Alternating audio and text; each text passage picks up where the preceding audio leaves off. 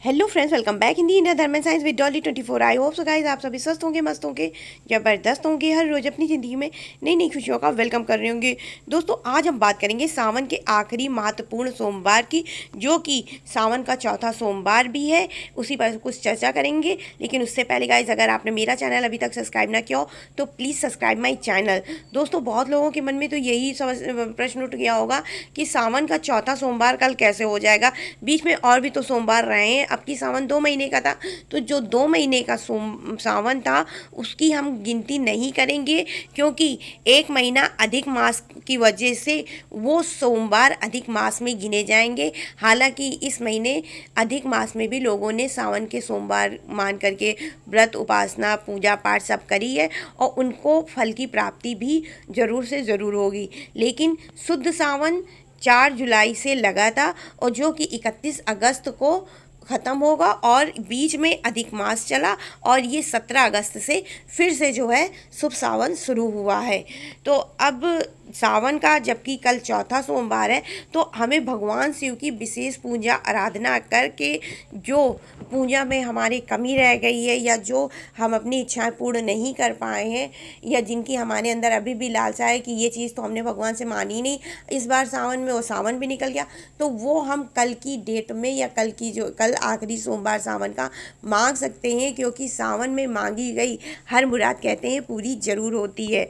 इसलिए सावन के आखिरी सोमवार में आप भगवान शिव की जितनी अधिक पूजा आराधना कर सकते हैं ज़रूर से करिए। और आज हम बात करेंगे भगवान शिव के प्रमुख स्वरूपों के बारे में, जिनकी पूजा आराधना करके कल की डेट में आप अपनी कोई भी इच्छा संपूर्ण प्राप्त कर सकते हैं। इसमें सबसे पहले आता है भगवान के नीलकंठ स्वरूप का।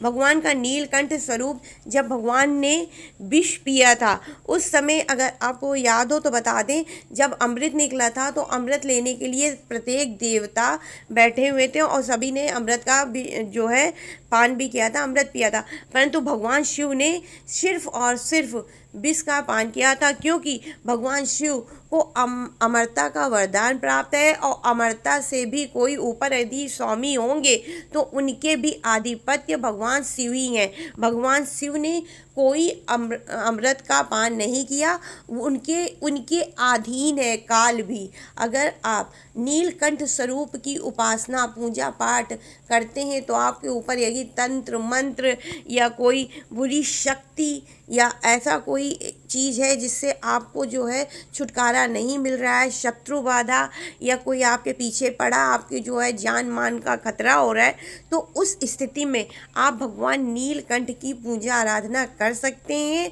और आप उस शत्रु बाधा से मुक्ति पा सकते हैं। और यदि किसी की बुरी नज़र आप पर लगी हुई है और आप अपने जीवन में आगे नहीं बढ़ पा रहे, तो आपको भगवान नीलकंठ के स्वरूप की ज़रूर से ज़रूर पूजा आराधना करनी चाहिए। और शिवलिंग पर गन्ने की रस की धार चढ़ाना चाहिए। देखिए, जब आपके शत्रु, आपके विरोधी, आपके जो है नुकसान के लिए कार्य करते हैं ना, तो जब हम जो हमारे लिए गलत कार्य करता है उसको जो है हमें उसकी करनी को भूल करके अपनी तरफ से उसको, उसके साथ अच्छा व्यवहार करना चाहिए, उसके साथ अच्छे संबंध स्थापित करने के लिए उसके साथ मीठा यानी एक मधुर संबंध स्थापित करने के लिए हमें कोशिश करनी चाहिए। अब जबकि हमारा शत्रु हमारे जान मान के पीछे पड़ा है, वो हमारा हर तरह से बुराई चाह रहा है, तो हम उसको तो मीठा दे नहीं सकते हैं। ऐसी स्थिति पे आप गन्ने का रस भगवान शिव की शिवलिंग पर चढ़ाएं और भगवान नीलकंठ स्वरूप की पूजा उपासना करें। साथ में ओम नीलकंठाय नमो नमः का जाप करें, ओम नमो नीलकंठाय का 108 बार, तो उससे बहुत ज़्यादा आराम मिलेगा और उसकी वजह से आपके जीवन के रास्ते में कोई भी अगर संकट बाधा आ रही होगी, कोई भी तंत्र मंत्र दोष होगा, वो आराम से ख़त्म हो जाएगा, समाप्त हो जाएगा। इसके बाद आता है भगवान का नटराज स्वरूप। जो लोग अपना जीवन में कला में, संगीत में, नाट्य, नृत्य या किसी ज्ञान विज्ञान के क्षेत्र में किसी ऐसी चीज़, ज्ञान विज्ञान, पढ़ाई लिखाई, लेखन, व्याकरण, दुनिया में जितनी भी ज्ञान से संबंधित चीज़ें हैं, उन सब की स्थापना भगवान शिव ने ही करी थी। भगवान का नटराज स्वरूप इस चीज़ को बताता है। संगीत, कला, ज्ञान, विज्ञान, हर चीज़ भगवान शिव के आधिपत्य है, हर चीज़ भगवान शिव के अधीन है। जगत के किसी भी कला क्षेत्र में, ज्ञान, विज्ञान, नाट्य, किसी भी क्षेत्र में आप अपना अगर नाम जो है करना चाहते हैं, तो उस स्वरूप में आपको भगवान नटराज की पूजा आराधना करनी चाहिए। आप आज भी देखते होंगे बड़ी बड़ी जो नाट्य कला एकेडमी होती है, जहाँ पे जो है बहुत बड़े बड़े फंक्शंस होते हैं, वहाँ पे भगवान नटराज के स्वरूप का जो है पूजा पाठ किया जाता है।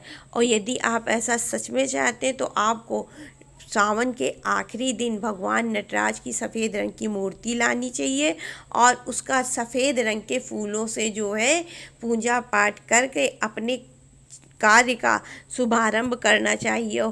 ऐसा करने से आप जो है अपने जीवन के रास्तों में आ रही मार्ग में जो बाधाएं होंगी, उनको ख़त्म करेंगे और अपने कार्य क्षेत्र में नाम, यश सब कुछ प्राप्त करेंगे। आपका कार्य क्षेत्र आपके नाम की वजह से जाना जाएगा। तो अगर आप सच में हैं, तो ऐसा ज़रूर करिएगा।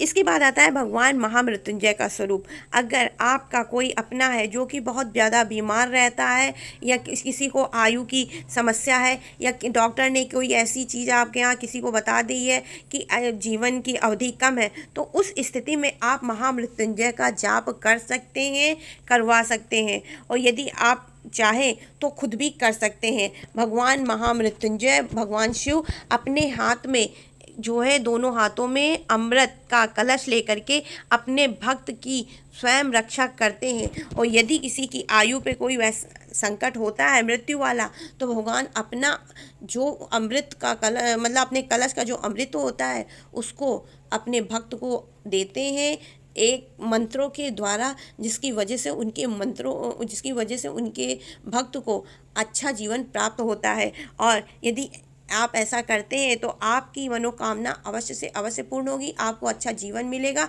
साथ में जिसके लिए आप ये पूजा पाठ आराधना कर रहे हैं, उसके भी आयु में यदि कोई संकट होगा, तो वो संपूर्ण रूप से ख़त्म हो जाएगा।